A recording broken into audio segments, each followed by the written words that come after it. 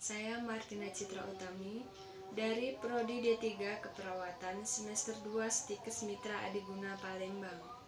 Baiklah, di video kali ini saya akan menjelaskan tentang patofisiologi tahap perkembangan usia anak sekolah dan remaja. Ada 7 tahap perkembangan anak usia sekolah. Yang pertama, perkembangan fisik. Yang kedua, perkembangan kognitif. Yang ketiga, konsep diri. Yang keempat, kognisi sosial. Yang kelima, hubungan keluarga. Yang keenam, persahabatan. Yang ketujuh, tekanan teman sebaya. Baiklah, berikut penjelasannya.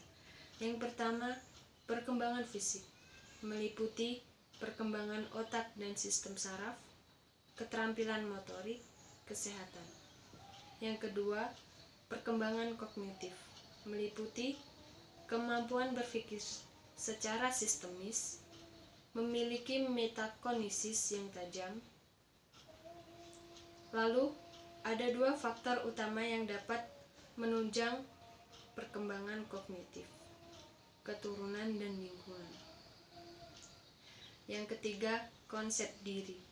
Dalam pengendalian diri, mereka harus mendapat dukungan cinta dari orang-orang terdekat, misalnya orang tua, guru, dan teman.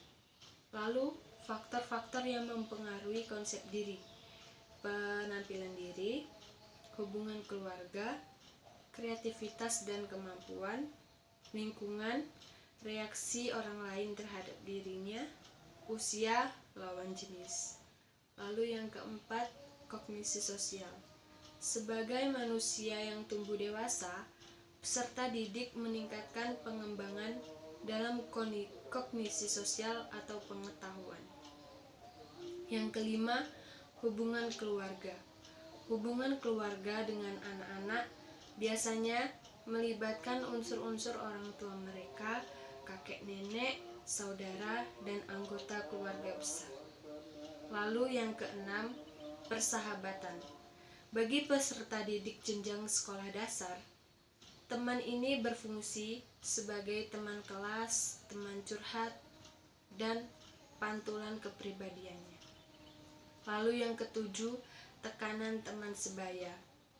Banyak ahli psikologi mempertimbangkan bahwa tekanan teman sebaya membawa konsekuensi negatif dari hubungan persahabatan secara langsung sekaligus dari rekan mereka. Lalu tahap yang kedua, tahap perkembangan remaja. Apa sih remaja itu? Remaja didefinisikan sebagai tahap perkembangan transisi yang membawa individu dari masa kanak-kanak menuju masa dewasa. Nah, berapa sih periode pada masa remaja itu? Remaja awal adalah 12-18 tahun, sedangkan pada masa remaja akhir 18-22 tahun. Lalu, bagaimana perkembangan psikisnya? Pada remaja awal, ada 3 bagian. Yang pertama, ketidakstabilan keadaan perasaan dan emosi. Pada masa ini, remaja yang semangat tiba-tiba menjadi lesu, kegembiraan menjadi rasa sedih, dan rasa percaya diri menjadi rasa ragu-ragu, sehingga tidak mampu menentukan sesuatu. Yang kedua, statusnya sebagai remaja membingungkan. Orang tua terkadang enggan memberikan tanggung jawab kepada remaja dengan alasan mereka masih kecil. Tetapi dalam hal lain, orang tua juga memberi teguran kepada mereka untuk menjadi lebih dewasa.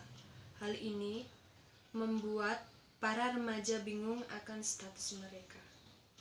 Lalu yang ketiga, remaja mengutamakan emosionalnya. Remaja yang mengutamakan emosionalnya terkadang kurang mampu untuk menerima pendapat orang lain yang bertentangan tentang dirinya. Faktor ini disebabkan bahwa dirinya lebih mampu daripada orang lain. Sedangkan pada masa remaja akhir, terjadi penyempurnaan pertumbuhan fisik dan perkembangan psikis. Stabilitas mulai timbul dan meningkat. Sikap pandangan mereka lebih religius, dapat menghadapi masalah secara lebih tenang, perasaan mereka jauh lebih tenang. Lalu, bagaimana dengan perkembangan emosinya? Pada remaja awal, menunjukkan sifat sensitif, kreatif yang kuat, dan emosinya bersifat negatif dan temperamen. Remaja akhir sudah mampu mengendalikan emosinya, namun remaja yang berkembang di lingkungan yang kurang kondusif berdampak negatif, yaitu menjadi agresif, sikap melawan, berkelahi, mengganggu, dan keras kepala. Dan untuk perkembangan kepribadiannya, remaja mulai sibuk mencari jati dirinya dan sering bertanya-tanya, siapa sih saya? Remaja juga sibuk mencari tokoh idola untuk dijadikan panutannya. Faktor-faktor penting dalam perkembangan integritas pribadi remaja. Yang pertama, pertumbuhan fisik semakin dewasa. Yang kedua, kematangan seksual dan munculnya emosi-emosi baru. Yang ketiga, adanya kesadaran untuk mengevakuasi diri sendiri. Yang keempat, kebutuhan interaksi dan persahabatan yang luas. Yang kelima, munculnya konflik-konflik dari masa transisi kanak-kanak menuju dewasa. Sekian video kali ini.